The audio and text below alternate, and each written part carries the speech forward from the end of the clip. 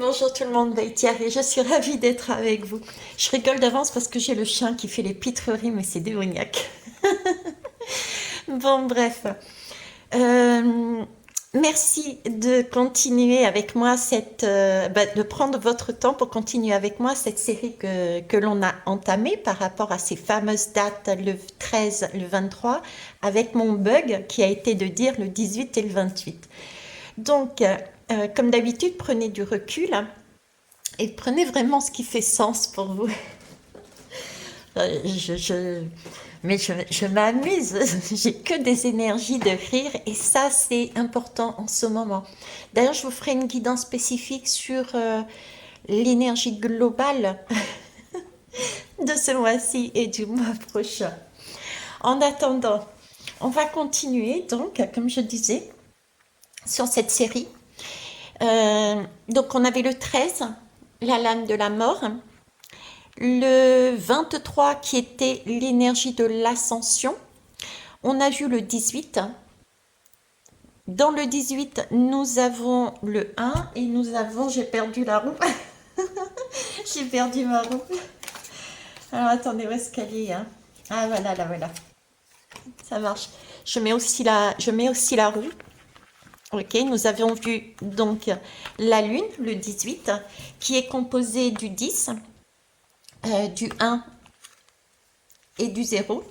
Et là, on va aller voir quoi? Eh bien, on va aller voir le 8. Parce que le 18, la lune, c'est aussi le chiffre 10 plus 8. Vous me suivez? Bon, on verra bien de toute façon. Alors, je vais faire quand même un petit récap. Donc, le 18, qu'est-ce que c'est? Le 18, on parlait d'illusion et de clairvoyance. On parlait des deux polarités, de partenaires qui font l'introspection l'un de l'autre, le tantrisme, pour s'aider à évoluer à travers le contenu de leurs rêves. Bon, la femme prend son temps. On l'a vu aussi. L'homme patiente. Merci. Mais elle arrive dans la place et se positionne. Ensuite, nous avons vu le 10. Le 10, la roue, donc, c'est vraiment ce sentiment de répéter, de maîtriser aussi. On nous parlait avec ce 10 d'instabilité sur la voie qui était toujours présente. Il était donc proposé, ou il est proposé, à nos deux polarités, aux partenaires, de persister dans l'objectif final de leur rêve. Lequel? Celui de faire circuler ce prana, cette énergie cosmique dans le corps, la Kundalini. Pour cela, on avait vu aussi, un peu plus encore en profondeur, le 1, qui était utile, le magicien. Parce que il initie l'acte créateur. C'est au tour de la polarité masculine, celle de l'homme, d'agir. Il est amené à s'assouplir et avoir de quoi, et avoir de quoi, et voir de quoi il peut se libérer, hein, sur quoi il peut se délester. Puis il est censé initier un mouvement, un pas vers sa féminine, entre autres en se dévoilant au niveau émotionnel. C'est waouh! Vous imaginez le travail de nos polarités et extérieures aussi? Ok. Maintenant, on va aller voir le 8. Je vais ramasser ça ici pour qu'on ait un peu plus de place. Ok, c'est parti. Alors déjà, la teneur, figurez-vous, j'ai pris du café parce que c'est strong. On va boire d'ailleurs une gorgée. Allez, c'est parti, le 8. Le 8, c'est ça. Le 8. Donc, déjà ici, il y a comme on dirait un bug. Un bug car le 8, selon les tarots, représente soit la justice, soit la force. Donc en fait, on n'a pas seulement le 8, mais on a aussi le 11. Déjà, ça c'est bon à savoir. Cependant, si on regarde bien, nous avons des énergies quasiment similaires. On nous parle de la maîtrise d'une dualité, tout en douceur, une recherche d'équité. Ok. Alors, je vais vous présenter les lames. On a donc ici la justice. Vous êtes d'accord avec moi? Cependant, les mêmes dessins, cependant, deux chiffres différents. Ici, nous avons le 8 et pourtant ici, nous avons le 11. Ok. Et nous avons ici la force. Elles sont belles, hein, ces lames. Donc, on est bien sur la force. Cependant, ici, nous sommes sur du 11 et là, sur du 8. On peut les interchanger. C'est quasiment les mêmes énergies. Donc là, on a deux lames, deux forces, deux polarités qui semblent opposées, mais cependant, si on regarde bien, qui forment un tout. On a deux visages différents. Ici, on a deux visages différents. Vous voyez ce que je veux dire? On a cette dualité. Tout semble opposé et pourtant, c'est comme si on ne formait qu'un. Ici, d'apparence différente de par leur couleur, leur tempérament, leur rayonnement. C'est deux étrangères. Ok? Une white and black. Pourtant, il y a un seul cœur, le même cœur. La même pureté. Donc, deux étrangères et pourtant qu'une seule personne. Ici, c'est pareil. On est soi et pourtant, on se voit dans ce miroir qui n'est pas nous. Et pourtant, qui est nous. Donc, on forme un tout. C'est comme si ici, on était en train de nous dire, mais nos deux polarités sont, somme toute, ensemble, on ne forme qu'un. Tout comme nous, avec un partenaire ou une partenaire ou des partenaires extérieurs. On semble différents et pourtant ensemble, nous formons un tout. À nous deux, nous formons un tout. Nous nous complétons, nous nous soutenons et nous entraidons. Nos deux polarités et soit avec les autres. Ok, ça c'est le 8 et ça c'est la 11. Alors, le 8, la balance. On a ici. Hein. La balance, c'est l'épreuve. Hein, quand on va au tribunal, donc il peut y avoir, concrètement dans la matière, il peut y avoir des affaires qui vont se retrouver au tribunal. Voilà, ce sont des épreuves, c'est compliqué et c'est la lame aussi avec la lame du jugement, mais bon, elle n'apparaît pas vraiment, sauf en arrière-fond. C'est la lame aussi du karma. La justice, c'est là que l'on va régler des choses anciennes, des choses karmiques. On va essayer de trouver l'équilibre entre nos deux polarités, l'équilibre entre deux personnes. J'adore cette balance parce que si vous regardez bien, ici, il y a une question de légèreté et ici, il y a un cœur. Le cœur, c'est les émotions. On peut parler de la féminine, par exemple, hein, qui a plus d'intuition, d'émotion de base, mais on sait pertinemment que l'homme a la même chose, et d'ailleurs, il s'est délesté, ce créateur, ce magicien. Il a été annoncé certaines choses qu'il laissait de côté, et il a été dévoilé ses émotions. Donc, vous voyez, on a aussi là une progression par rapport au tout début, au niveau du 18. C'est génial, hein? Le cœur est là. Allez, je reviens là-dessus. Donc, je disais, il y a des épreuves sur le chemin. On l'a vu avec la route fortune. D'accord? Et là, il s'agit de trouver un équilibre entre les deux partenaires. On peut être amené avec cette balance à reprocher à l'autre des choses qui nous dérangent. D'où ici ce miroir. Vous voyez? Et ce qui nous dérange provient en fait d'un manque. C'est une part de nos faiblesses qui pourra être dépassée en utilisant la sagesse.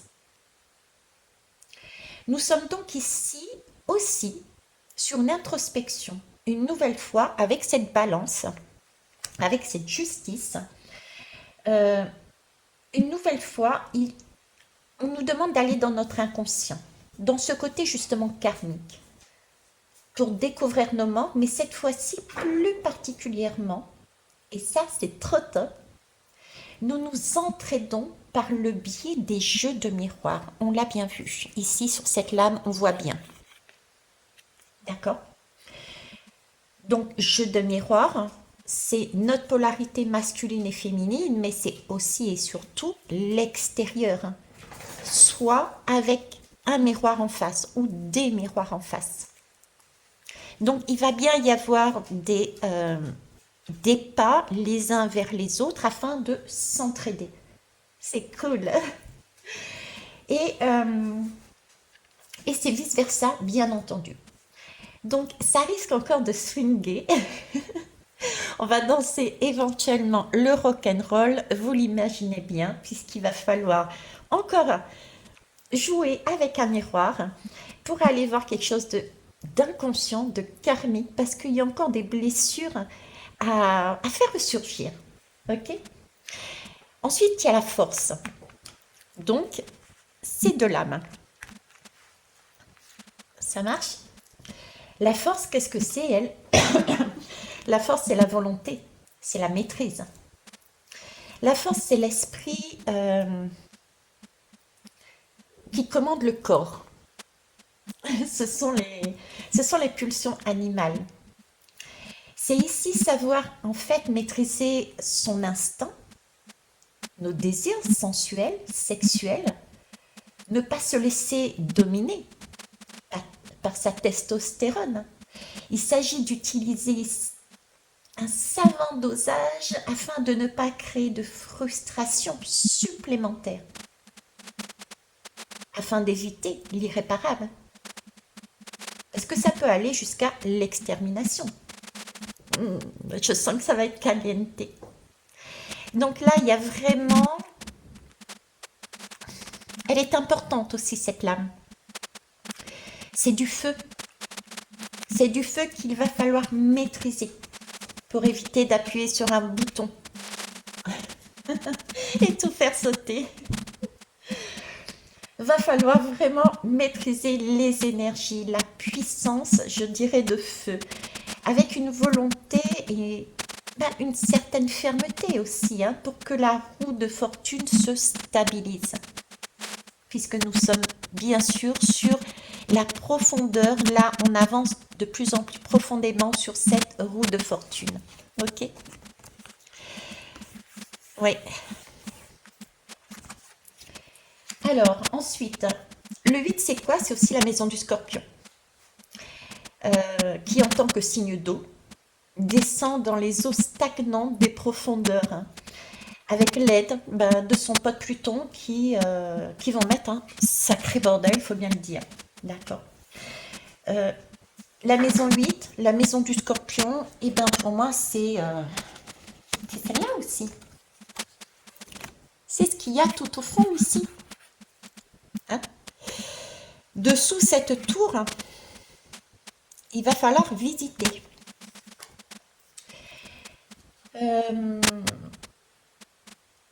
Donc, viennent dans cette tour ici, d'accord, cette maison 8, ce Scorpion. Ce qui est bien avec le Scorpion, c'est que on va aller en profondeur, on va finir un chapitre, mais c'est vraiment pour recommencer quelque chose. Donc, pas de panique, tout va bien, ok? Donc, ici, là, on peut dire que viennent les crises existentielles, les métamorphoses. On peut avoir des pertes financières, comme la roue de fortune. Ça tangue. Les marchés sur les bourses peuvent tanguer. Nos comptes en banque peuvent tanguer. Il y a quoi aussi? Il y a les procès, on l'a vu avec la justice. Il y a tout ce qui est sexualité, les jeux de pouvoir, les deuils aussi. Tous les deuils qui peuvent éventuellement passer en procès. Parce qu'au niveau du bilan, On s'aperçoit qu'il y a des choses qui n'étaient pas correctes. Bref, tout ça, cette maison 8, ce scorpion, cette énergie, va nous poser la question, est-ce que parce que nous avons oublié de prendre soin de notre santé en règle générale, je vous parlais avec les autres lames de climat et de, j'ai zappé le mot, de nourriture, de, mince alors, oui, d'agriculture, ça y est, j'y suis. Donc, vous voyez, dans cette tour, dans cette grange, qu'est-ce qu'on y a mis? Ok. Mais bon, le plus important est cette énergie puissante de libération. On se métamorphose, on a vraiment de grandes transformations intérieures. La possibilité de faire peau neuve, de ces traumatismes, de ces schémas toxiques. La possibilité de comprendre aussi l'impermanence de la vie. Parce que sur cette roue, on ne maîtrise pas forcément tout. Il va falloir aussi lâcher prise, on l'a vu avec ce créateur par exemple, mais aussi au niveau de la féminine. Donc on va apprendre, comprendre tout ça. Et ça c'est trop cool. Hein. Moment donc de grande lucidité et de compréhension qui va permettre de rééquilibrer, stabiliser à nouveau la roue de fortune. Afin que la justice, cette femme de cœur avec son épée,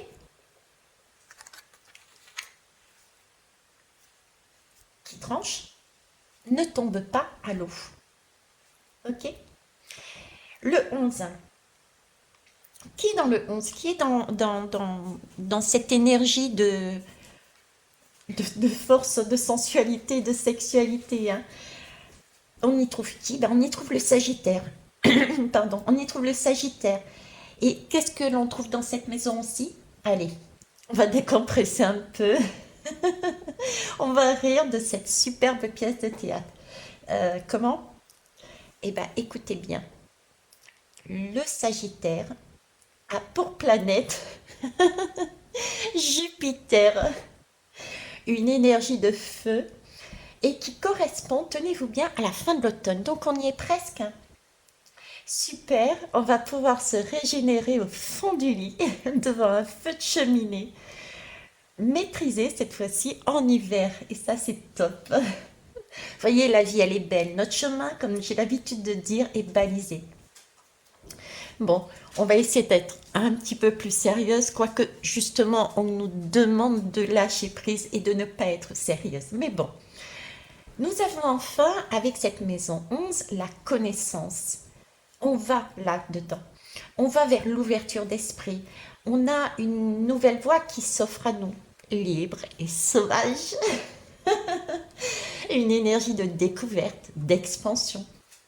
On ouvre son esprit à la conscience en cherchant le savoir pour retrouver notre mémoire originelle. Et nous le faisons ensemble. Nos deux polarités, avec nos deux polarités, avec nos miroirs. Hein, on le voit bien ici, nos deux polarités avec nos miroirs, avec nos partenaires, soit et une personne en face, soit et des personnes en face, un pays avec un autre pays, un pays avec des autres pays. On est toujours là-dedans, d'accord?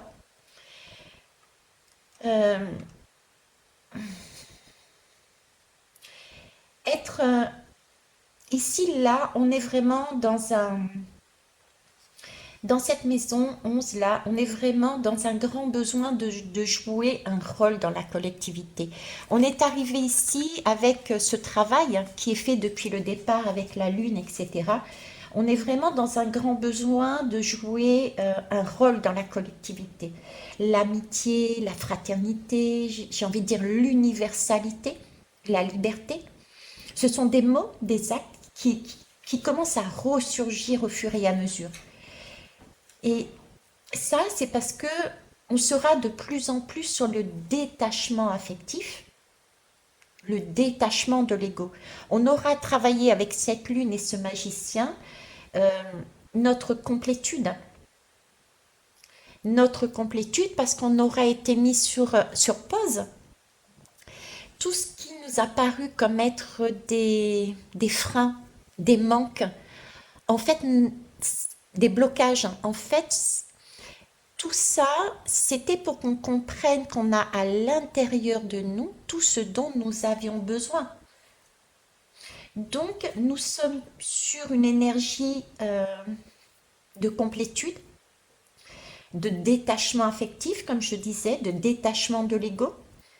On est unique, d'accord? Nous devenons uniques, mais aussi totalement interdépendants, et nous le comprenons. On fait valoir sa propre identité au sein d'un couple. On fait valoir sa propre identité au sein d'un groupe. On fait valoir sa propre identité au sein d'un pays. Le pays fait valoir sa propre identité, pareil, au sein d'un groupe d'autres pays, au sein du monde, tout simplement. Oh là là, celui qui me dit que la vie n'est pas belle, alors là, je sais plus quoi dire.